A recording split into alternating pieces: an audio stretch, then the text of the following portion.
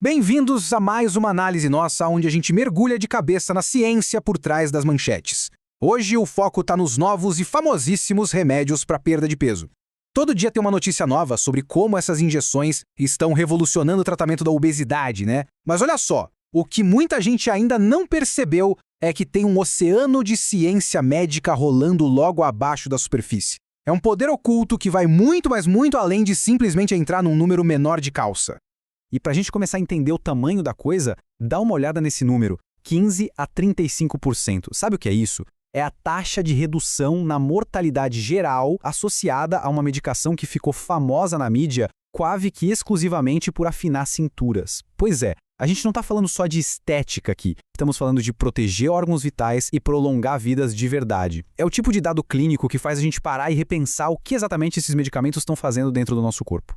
E a história por trás de tudo isso parece roteiro de filme. Algumas décadas atrás, o Dr. Joel Habner, lá de Harvard, estava fazendo uma pesquisa biológica super básica. Ele estava literalmente só tentando entender como o corpo funcionava e procurando pelo gene do glucagon. Só que no meio dessa busca, ele meio que tropeçou sem querer num segundo gene totalmente desconhecido na época. Como diz essa citação, foi uma curiosidade puramente científica que levou, de forma totalmente acidental, à invenção de toda a classe dos medicamentos GLP-1. É aquela prova clássica de que investir em ciência básica vale muito a pena, mesmo quando a gente não sabe bem onde vai dar.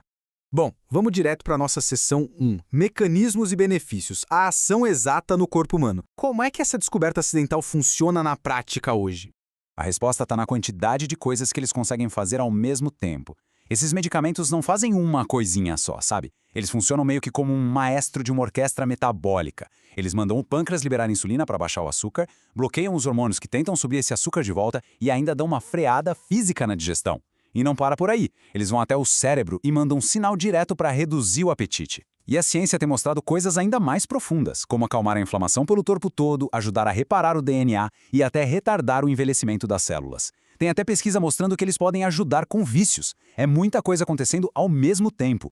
Legal, com essa base a gente entra na seção 2, tirzepatida versus antigos, o avanço cardiovascular.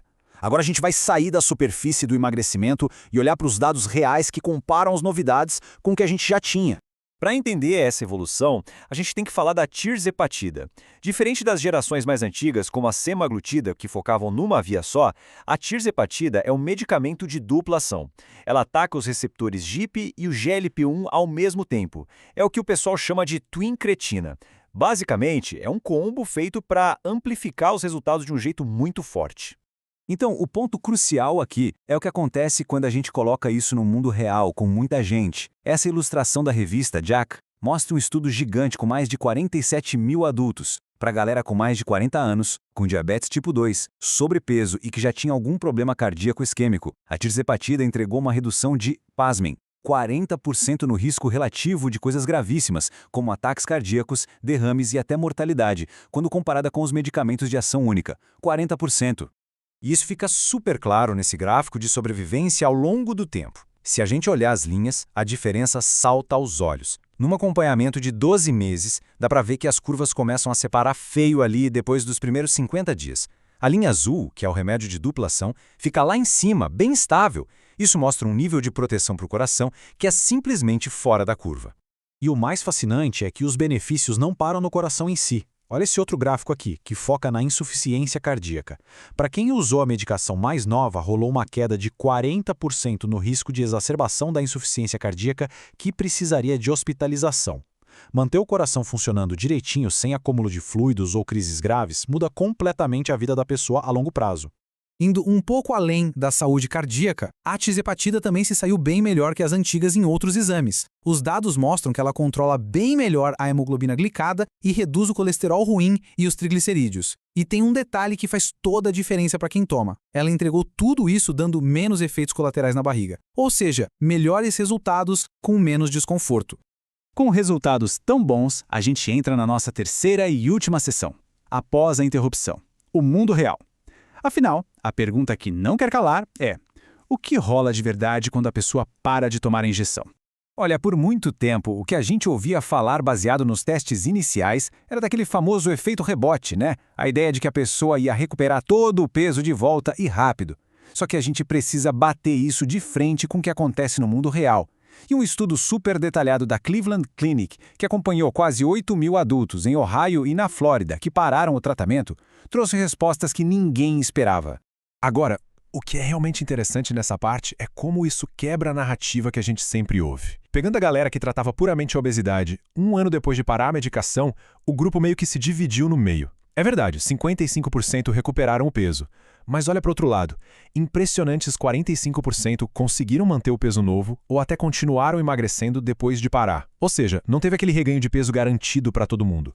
E aí a gente tem que se perguntar, se dá para manter, por que as pessoas param de usar? Os dados mostram que raramente é porque a pessoa cansou ou bateu a meta e achou que estava bom. O buraco é mais embaixo. Os principais motivos são o custo super alto, a burocracia dos planos de saúde e, para alguns, os efeitos colaterais. O negócio é tão focado no acesso que quem tem diabetes costuma conseguir manter o tratamento por mais tempo simplesmente porque o plano de saúde libera o pagamento mais fácil.